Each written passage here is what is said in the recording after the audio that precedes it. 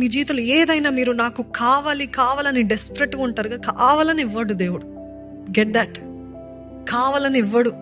Purposely won't give you until you say I don't need anything, I need you Lord. హల్లెలూయా.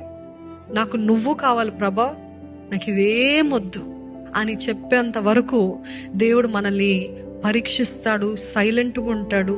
మన జీవితంలో ఎటువంటి కదలిక, ఎటువంటి మూవ్మెంట్ ఉండదు. The more you're desperate, the more God says I'm backing, I'm going back. But when you say ఇవన్నీ ఒక లెక్కలేదు ప్రభా, ఇవన్నీ వ్యర్థం ప్రభా, నామకార్థంగా కాదు, నిజంగా ఆ పాయింట్ వచ్చేస్తుంది.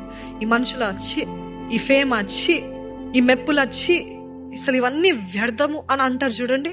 అప్పుడు మీరు అడగకుండానే అవి మీ వెంట పరిగెత్తుతాయి. అలాగే దేవుడు చేస్తాడు.